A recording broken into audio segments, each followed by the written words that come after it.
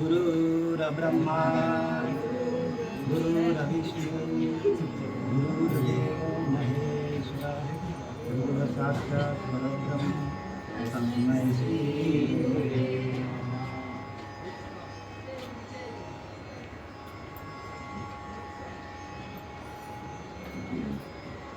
आजचा नवीन वर्षाचा दिवस आणि गुढीपाडवा. गुढीपाडव्याबद्दल प्रत्येकाने सांगितलं.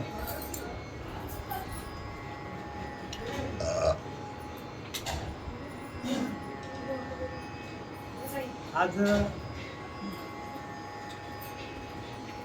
जो काय आपला कार्यक्रम आयोजित करण्यात आलेला आहे, हरिभक्तपरायण गुरुवर्य कुणाल महाराज म्हात्रे, आनंदाची बाब आहे. कारण मी पण त्यांच्याच गावातला आहे. सगळे खोरे आहेत. आणि पाठी एकदा का पाठी भरली का तिच्यावर आपल्याला काही लिहिता येत नाही. बरोबर आहे ना. पहिल्यांदा मी ओवी घेतो. जेणे भ्रांतीपासून हिरतले, गुरुवाक्य मन होतले आणि आत्मस्वरूपी घातले हरुनिया रोवनिया. जेव्हा समुद्री लवण न पडे, मग ते अल्प वेगळे आवडे, मग ते होय सिंधूचे एवढे मिळे तेव्हा. मला सांगायचं काय, जेने भ्रांतीपासून हिरतले. माणसाला अनेक प्रकारच्या भ्रांती झालेल्या आहेत आणि या भ्रांतीतून बाहेर काढण्याचा या एकमेव मार्ग, आणि तो ज्ञानोबारे आपल्याला स्पष्टपणे सांगतात. ज्ञानोबारा स्पष्टपणे सांगतात आपल्याला की तुमची भ्रांती घालायची असेल तो गुरुवाक्य मनात धुतले. बरोबर आहे ना. दुसरं कशाने धुता येत नाही बरं का. तुम्ही तीर्थाला जा, अजून कुठे जा, अजून कुठले पण तुम्ही मंत्र घ्या. कारण सर्व मंत्रांचा राजा पण काय आहे, नाम आहे. आणि त्या राजाला कोणी विचारत नाही. सगळे प्रजेलाच घेऊन बसल्यात. अनेक प्रकारचे लोकांनी काय स्वतःचे मंत्र तयार केले आहेत महाराज. आणि जेव्हा आम्ही दिव्याला तुमच्याकडे येतो महाराज, तेव्हा तुम्ही जेव्हा मूळ संकल्पाकडे जाता, जेव्हा मुख्य महाविष्णू तिथे गेल्यानंतर आमच्या अंगामध्ये शहारे वाटतात का आपण कुठेतरी डायरेक्ट कनेक्टेड होतो. आणि त्याच्याने सगळ्या अंगामध्ये काम करतात. कारण आपल्याकडे ते तत्व आहे जे आपले श्रीपाद बाबा, रामदास बाबा, नारायण बाबा यांनी सगळ्यांनी तत्व पेरलेलं आपल्याकडे. आणि तत्वाचं कोणालाच कळत नाही. आपण तत्वाचं बोलायला गेलो की लोक आपल्याला भांडायला उठतात. आणि ते गुरुलाच गुरु समजतात. गुरु हे तत्व आहे. गुरु काय आहे, गुरु हे तत्व आहे. आणि ते तत्व प्रत्येकाच्या रोमामध्ये चालू आहे. रोम रोम भजन करतो. 18 पद्म वानर करीती भुभुकार. आणि अयोध्येशी आले दशरथ कुमार. म्हणजे कोण, रामाला की नाही. 18 पद्म वानर म्हणजे कोण. अहो 18 पद्म वानर आपल्याला केस आपल्या अंगावर 3.5 कोटी. ते ज्यावेळेला अनुग्रह दिला जातो त्यावेळेला आपला रोम रोम भजन करतो. आणि अनुभूती येणं म्हणजे परमार्थ आहे. नगरी होय बघा, नगरी पूर्णपणे भरून जातो नामस्मरणाने. प्रत्येक रोम रोम भजन करतो आपला. आणि रोम रोम जोपर्यंत भजन करत नाही आपला, तोपर्यंत आपल्याकडे भजन चालू झालं आहे. आपला प्रत्येक माणसाचा भ्रम आहे. प्रत्येक क्षणाला अखंड नखशिकांत नामस्मरण चालू होतं मला. आणि रात्रभर चालतो बरं का. नुसता एक पल नाही, अखंड रात्रभर नाम चालतो. आणि ज्यावेळेला आपल्या नाभी आपली जोडली जाते, त्यावेळेला सर्व अंगामध्ये नाभीचा जो चक्र आहे तो कोणता आहे महाराज, अग्निचक्र. बरोबर ना.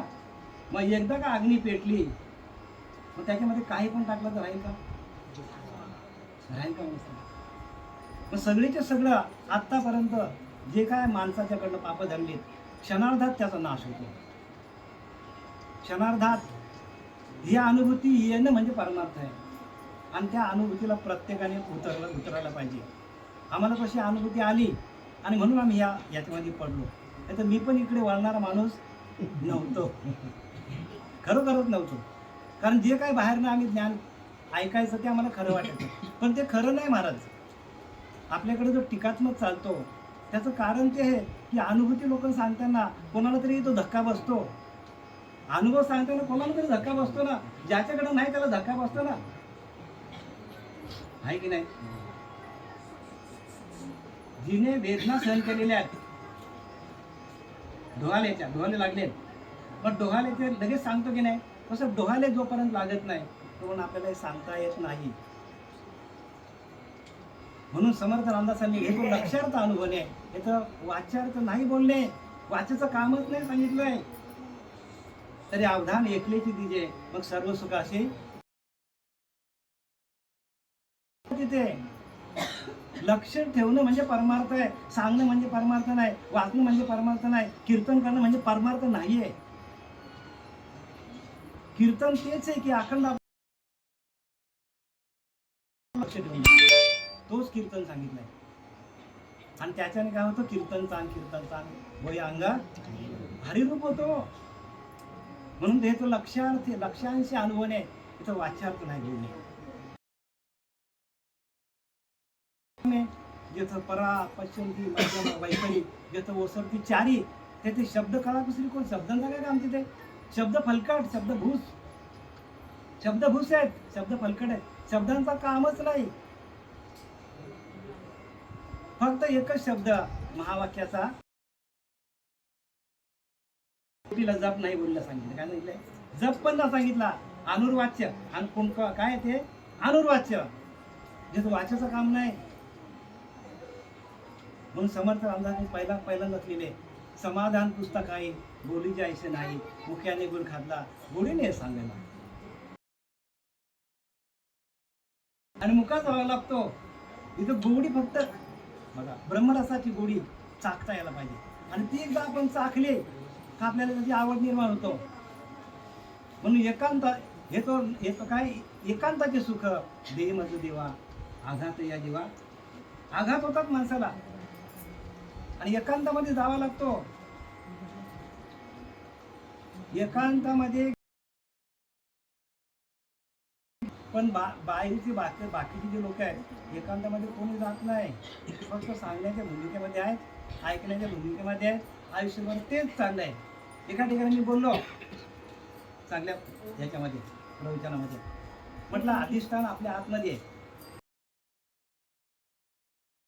सांगणारे श्रीपाद बाबा, रामदास बाबा, नारायण बाबा, आमचे पांडुरंग देवेकर बाबा, सगळे बाबा आले, त्याने आम्हाला सांगितलं. तर मग एकाने मला प्रश्न केला उभारेला, तुमच्याकडे अधिष्ठान नाही का? नाही ना. तर त्याची पूजा तुम्ही करत नाही का? म्हटलं हेच तुला कळत नाही, हेच तुला कळत नाही. अरे तोच अधिष्ठान माझ्या आतमध्ये आहे आणि त्याचीच आम्ही पूजा करतो. त्याच पिंडीवर आपल्याला काय करायचं महाराज, त्याच पिंडीवर आपल्याला अभिषेक घालायचा. आणि तो सकाळी 4 वाजता 5 वाजता अभिषेक आपला रोजचा असतो. म्हणून पंढरीची वारी आहे माझ्या घरी, अनेक न करी. मग पंढरीची वारी कुठे? आपल्या घरी आहे ना. तुकाराम महाराजांनी 16 वाऱ्या केल्या आणि 17व्या वारीला घरातच त्यांना प्रगट झाला. 17वीचे सन्यदेशी आणि हाताचा हल्लोर अशी आणि समाधी बोधे निजविषयी बुधावणी, असं त्यांना अनुभव आलं. आणि तसंच अनुभव आपल्याला यायला पाहिजे. आणि परमार्थ अनुभवाचा आहे बरं का, सांगण्याचा परमार्थ ज्याचा त्याचा आहे.